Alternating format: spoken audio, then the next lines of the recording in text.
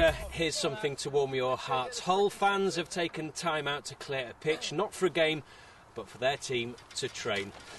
No doubt they'll be wanting to see their team do better than last season, so will their coach and their players. Yeah, very healthy. We're in real good nick, certainly in comparison to the way we've probably started the last 2 years, where we've had a couple of, more than a couple of long-term casualties, and a fair bit of uncertainty about when we're going to get squads fit. But at the moment we've got a first trial game this weekend. We'll probably sit out Sean Berrigan and Kurt Yeaman pretty much just as a precaution, and Mike Burnett's got a minor hamstring strain, but they'll be all available for our second game next week. And so fingers crossed, if we can negotiate a couple of what are always precarious trial games, we'd like to think we're going into the season in good shape. You've managed to clear a patch of green in this blanket of snow. How have preparations been? For us, excellent. We've dropped on really lucky in that we managed to beat the weather pre-Christmas, and then the first week back, after the New Year, we'd managed to book some time down at the Welsh Rugby Union Centre of Excellence, which has got pretty much a three-quarter pitch indoors. So we were snowed off outside, which was a little bit of a disappointment, but it didn't sort of hamper what we wanted to get done that week. So I think, like a lot of clubs, everybody's good at boxing and rowing and swimming at the moment, and all the alternate sessions that you can think of. But we were very fortunate in that their facilities were very what you call high performance and elite, and I thought it brought the best out in us players during our 3 or 4 days down there. I think we've recruited in key positions that we probably needed to. So obviously it's our first hit out that weekend, and be interesting to see how they settle in and how they play in the side, and what they bring to the side. Well, it started very well for us as a team as well.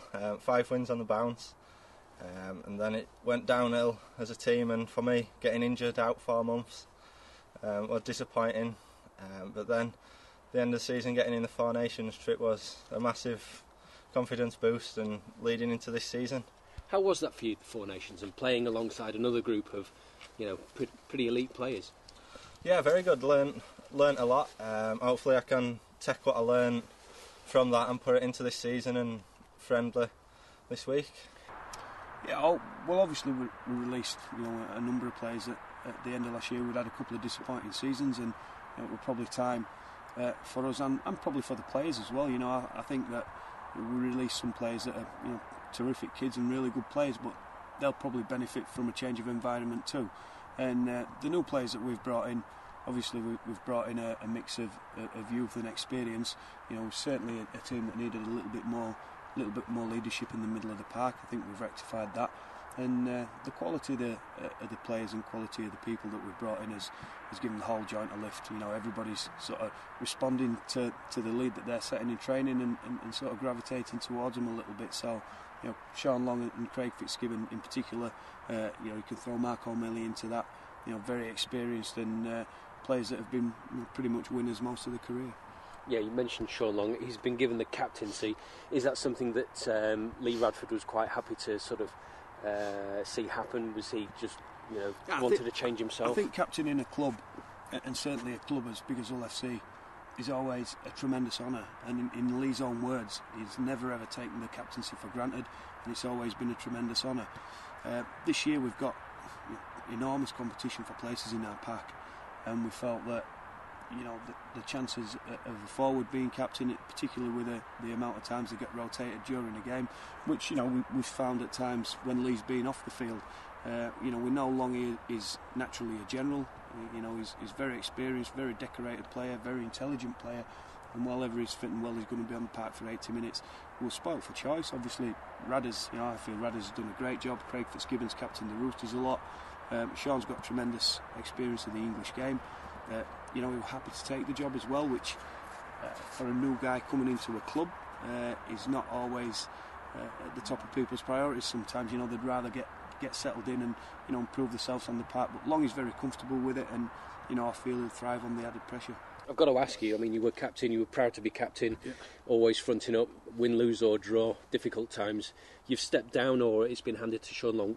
What's the situation there? Yeah, obviously, Sean's going to be on-field captain and remained on as club captain. And it makes sense, really. You know, what tell you a life. I say I'm not disappointed because I am. But it makes, you know, the reason for it makes a little bit of sense. Whereas I'm going to be playing a lot of front row this year and probably stinted on and off the field. Whereas, you know, when Sean will be playing, I would imagine he'll be an 80-minute player.